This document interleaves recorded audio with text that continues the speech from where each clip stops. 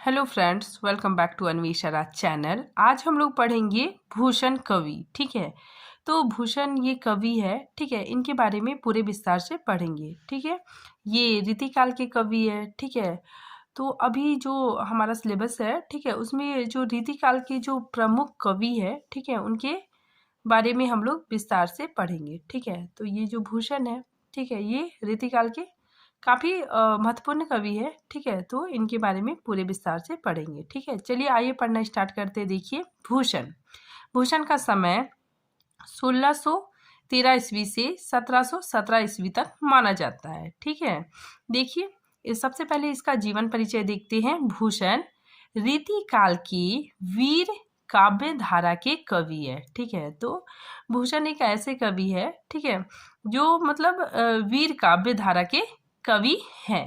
ठीक है, आगे देखिए, इनका जन्म 1613 ईस्वी 13 ईस्वी है। ठीक है, और इनका जो जन्मभूमि है, ठीक है, इनका जन्मभूमि कहाँ पे हुआ था? तिकवापुर में हुआ था। ठीक है, जो कानपुर में है। ठीक है, तो कानपुर के तिकवापुर में इनका जन्म हुआ था। ठीक है, और इनके पिता का नाम रत्नाकर त्रिपाठी था।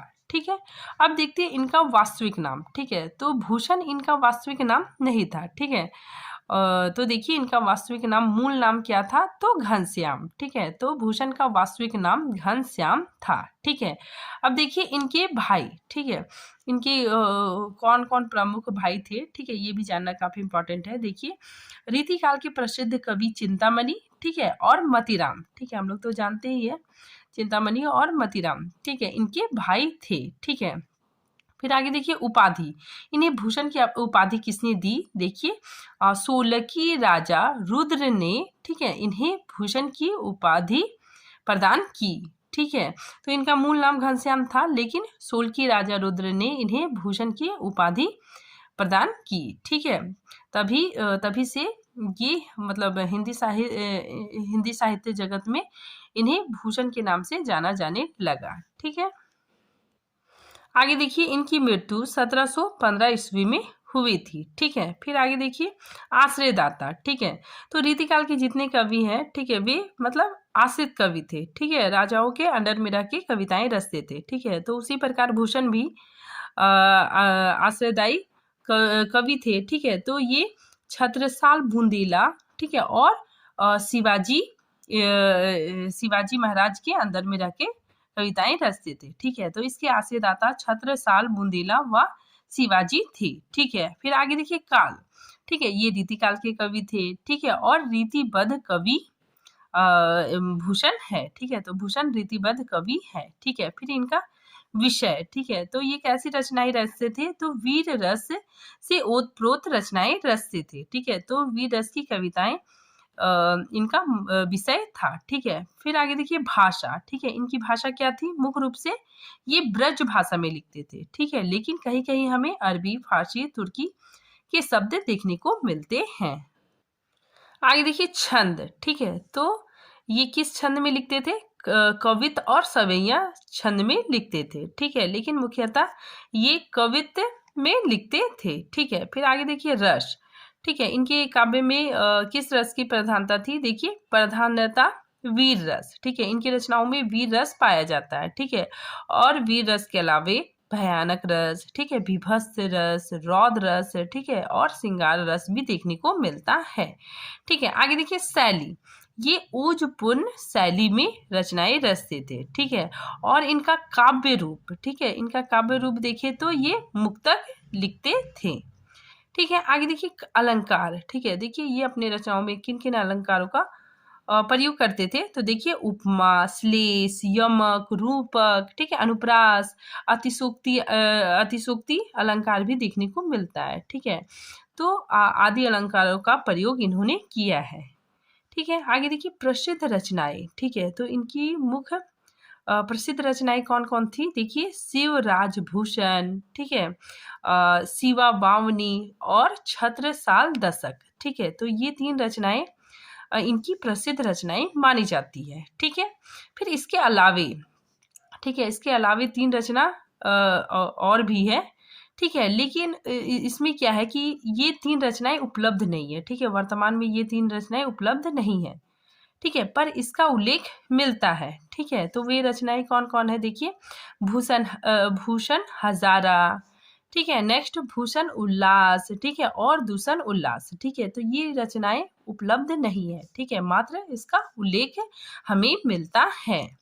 ठीक है, तो चलिए आइए इसकी जो प्रमुख रचना है, ठीक है, उनके बारे में हम लोग थोड़ा विस्तार से पढ़ते हैं। ठीक है, तो देखिए सबसे पहले शिवराज भूषण। ठीक है, ये भूषण की रचना है। ठीक है, और ये रचना कब रची गई, 1673 ईस्वी में रची गई। शिवराज भूषण, ठीक है, इस रचना में अलंकार, ये रचना अलंकार प्रधान रचना है। ठीक है, देखिए यह इनका, ठीक है, इनका किनका, भूषण का। ठीक है, तो यह भूषण का अलंकार लक्षण ग्रंथ है। ठीक है, और इसमें कुल 105 अलंकारों का विवेचन किया गया है। ठीक है, तो इसमें 105 अलंकार है। ठीक है, तो 105 अलंकार में देखिए 99 अर्थालंकार है। ठीक है, 4 शब्दालंकार है। ठीक है, एक चित्रालंकार है। ठीक है, और एक संकरा अलंकार है।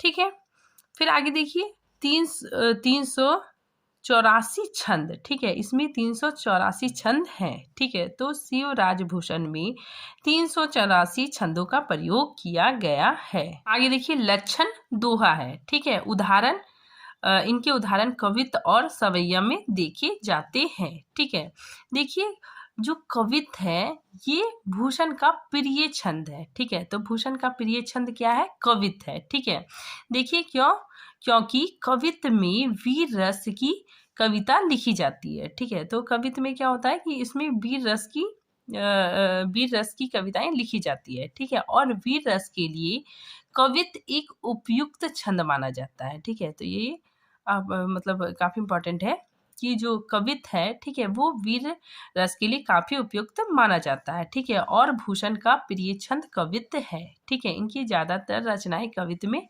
देखने को मिलती है। ठीक है, आगे देखिए इनके अलंकारों के लक्षण आचार्य जयदेव द्वारा रचित चंद्रालोक एवं मतीराम द्वारा रचित ललित ललाम पर आधारित माने जाते हैं। ठीक है, तो इनकी जो रचना है, ठीक है, उसमें क्या है कि जयदेव द्वारा रचित चंद्रालोक और मतीराम द्वारा रचित ललित लाम पर आधारित माने जाते हैं। ठीक है, फिर आगे देखिए इसमें कुल 105 अलंकार है। ठीक है, मैंने बताया वही चीज है, इसमें कुल 105 अलंकारों का विवेचन किया गया है। ठीक है, आगे देखिए इसके उदाहरण के लिए 385 पद रखे गए हैं। ठीक है, देखिए इस ग्रंथ में अलंकारों के लक्षण दोहा छंद में है। ठीक है, तो अलंकारों के लक्षण क्या है, दोहा छंद में है, एवं उदाहरण कवित्त एवं सवैया छंद में रखे गए हैं।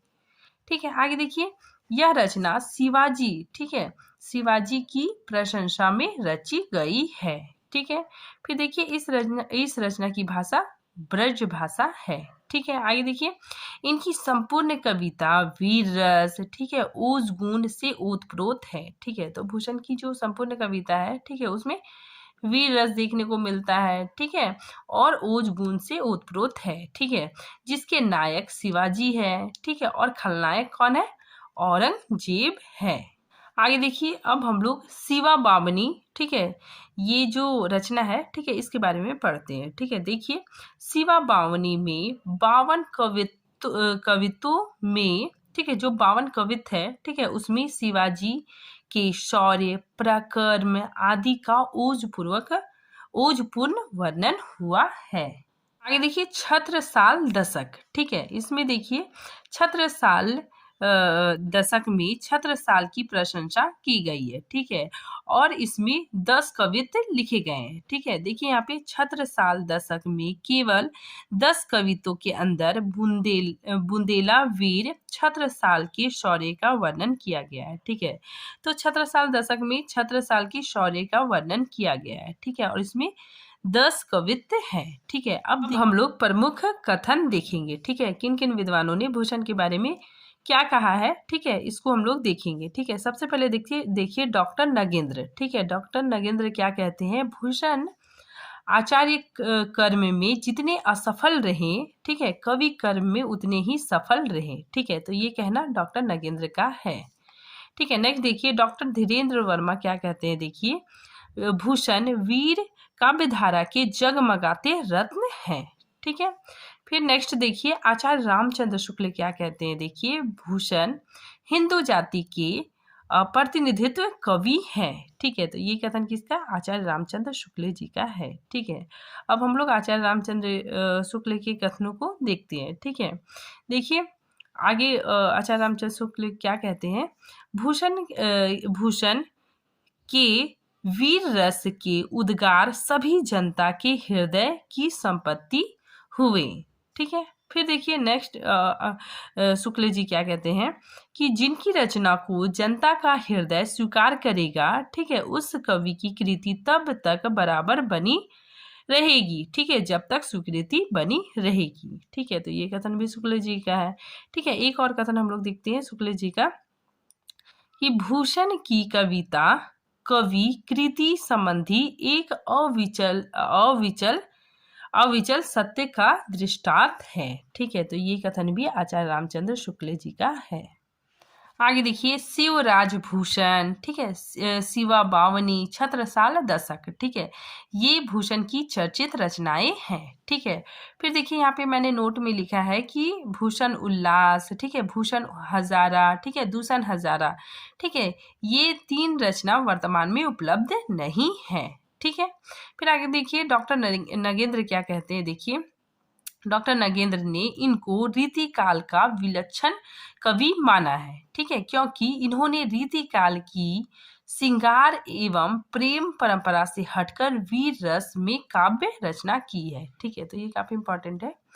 ठीक है। तो यहाँ पे हम लोग देखते हैं कि भूषण एक ऐसे कवि थे, ठीक है, जहाँ पे मतलब रीतिकाल के जितने कवि थे, ठीक है, वे श्रृंगार और प्रेम की रचनाएं रच रहे थे। ठीक है। लेकिन भूषण वीर रस से संबंधित रचनाएं रच रहे थे।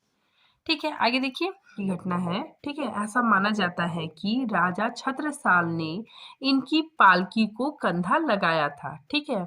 इस पर इन्होंने लिखा था, ठीक है, भूषण ने लिखा था, देखिए क्या लिखा था कि शिवा को बखाना छत्रसाल को। ठीक है। यानी शिवाजी के मतलब भूषण कह रहे हैं कि शिवाजी की प्रशंसा करूं या फिर छत्रसाल की प्रशंसा करूं। ठीक है। क्योंकि दोनों एक से बढ़कर एक है। ठीक है। आगे हम लोग इनकी प्रसिद्ध पंक्तियां देखते हैं। ठीक है। क्योंकि कभी कभी पूरा पंक्ति ही पूछ लिया जाता है। ठीक है। तो देखिए ये इसकी प्रसिद्ध पंक्ति है, ऊंचे घोर मांदर के अंदर रहन बारी, ठीक है, ऊंचे घोर मांदर के अंदर रहती है। ठीक है। कंद मूल भोग करे, ठीक है, 3 बैर खाती ते वे 3 बैर खाती। ठीक है। तो ये इनकी प्रसिद्ध पंक्तियां हैं। आगे देखिए ये सारी पंक्तियां इनकी प्रसिद्ध पंक्तियां हैं। ठीक है। तो देखिए साजी चतुरंग वीरंग में तुरंग चढ़ी, ठीक है, सरजा शिवाजी जंग जीतन चलन है। ठीक है। तो ये सारी पंक्तियां आप लोग पढ़ लीजिएगा। ठीक है। ये इनकी प्रसिद्ध पंक्तियां हैं। ठीक है। एग्जाम में पूछा जाता है। ठीक है। फिर आगे देखिए ये काफी इंपॉर्टेंट है। ठीक है। एल फैल खैल बैल खलक में मैल गैल, ठीक है, गजन की ठैल पैल सैल उसलत है। ठीक है। तो ये सारी पंक्तियां इनकी प्रसिद्ध पंक्तियां हैं। ठीक है। अब हम लोग देखते हैं भूषण के काव्यगत विशेषताएं। ठीक है। तो भूषण की काव्यगत विशेषताएं क्या क्या है, ठीक है, इनके बारे में हम लोग पढ़ते हैं। ठीक है। सबसे पहले इनकी विशेषता है वीर रस की प्रधानता। ठीक है। तो इनकी रचनाओं में वीर रस की प्रधानता देखने को मिलती है। ठीक है। देखिए जहाँ रीति काल में एक और श्रृंगार परक और सौंदर्य वर्णन की कविताएं लिखी जा रही थी, वहीं भूषण वीर रस तथा ओजपूर्ण कविताएं लिख रहे थे। ठीक है। भूषण ने वीर रस से ओतप्रोत रचनाएं रची है। ठीक है। यही कारण है कि भूषण को वीर रस का प्रतिनिधित्व कवि माना जाता है। ठीक है। तो ये भी इनकी विशेषता है। नेक्स्ट देखिए युद्धों का सजीव वर्णन। ठीक है। तो इनके रचनाओं में युद्धों का सजीव वर्णन हुआ है। ठीक है, तो देखिए यहाँ पे भूषण ने राजाओं तथा उनके योद्धाओं के युद्ध नीति, ठीक है, कौशल का बड़ा ही सजीव वर्णन अपने काव्य में किया है। ठीक है, हम लोग एग्जाम्पल भी देख सकते हैं। ठीक है, एल फैल खैल बैल खलक में मैल गैल। ठीक है, गजन की ठाल पैल से उलसत है। ठीक है, तो ये क्या है, इसमें युद्ध का वर्णन हुआ है। ठीक है, नेक्स्ट विशेषता देखिए, आश्रयदाताओं की प्रशंसा प्रशंसा। ठीक है, तो भूषण रीतिकाल कवियों की भांति अपने आश्रयदाताओं की प्रशंसा करते थे और कहीं कहीं उनके काव्य में अतिशोक्तिपूर्ण वर्णन भी हमें देखने को मिलता है। ठीक है, तो भूषण की रचनाओं में हमें अतिशोक्तिपूर्ण वर्णन भी देखने को मिलता है। ठीक है, परंतु जनता को देश के प्रति प्रोत्साहित करने हेतु उनके हृदय में, ठीक है, जनता के हृदय में देश के प्रति उत्साह उत्पन्न करने हेतु यह अनिवार्य भी था। ठीक है, तो भूषण ने अपने आश्रयदाताओं का अपने आश्रयदाताओं की प्रशंसा की है। ठीक है, और जनता के हृदय में देश के प्रति प्रेम की भावना भी उत्पन्न किए हैं। ठीक है, आगे देखिए, राष्ट्रीय चेतना। ठीक है, देखिए, भूषण ने वीरता से भरी जो भी काव्य रचे, ठीक है, उसमें धर्म, संस्कृति तथा हिंदू जाति की रक्षा पर अधिक बल दिया गया है। ठीक है, अर्थात उनके काव्य में राष्ट्र के प्रति प्रेम, समर्पण देखा जा सकता है। ठीक है, भूषण के काव्य में मुगल सम्राट औरंगजेब के प्रति विद्रोह का स्वर भी देखा जा सकता है। ठीक है, तो भूषण के काव्य में हमें मुगल सम्राट औरंगजेब के विद्रोह का स्वर भी देख सकते हैं। ठीक है, तो भूषण की रचनाओं में क्या है कि भूषण ने जनता के हृदय में राष्ट्र के प्रति प्रेम और समर्पण का भाव भी उत्पन्न किया था। ठीक है, उनकी रचनाओं में देखने को मिलता है। ठीक है, फिर आगे देखिए, भाषा शैली। ठीक है, देखिए, भूषण मुख्यतः ब्रज भाषा, ठीक है, ब्रज भाषा में अपने काव्य की रचना करते थे। ठीक है, परंतु उनके काव्य में अरबी, फारसी आदि भाषाओं का मिश्रण भी देखने को मिलता है। ठीक है, आगे देखिए, छंद और अलंकार। ठीक है, तो देखिए, भूषण के काव्य में कवित, सवैया, दोहा, छप्पे आदि छंदों का प्रयोग हुआ है। ठीक है, लेकिन ज्यादातर कवित छंद का प्रयोग हुआ है। ठीक है, फिर आगे देखिए, वही अलंकारों में अनुप्रास, रूपक, ठीक है, यमक, उपमा, उत्प्रेक्षा और अतिशयोक्ति आदि अलंकारों का सुंदर प्रयोग देखने को मिलता है। तो आज ये टॉपिक यहीं पे खत्म होता है। ठीक है, मिलते हैं नेक्स्ट टॉपिक के साथ। ठीक है, अगर आपका कोई प्रश्न है तो आप कमेंट बॉक्स में कर सकते हैं। ठीक है, तो मिलते हैं नए टॉपिक के साथ, तब तक के लिए थैंक यू।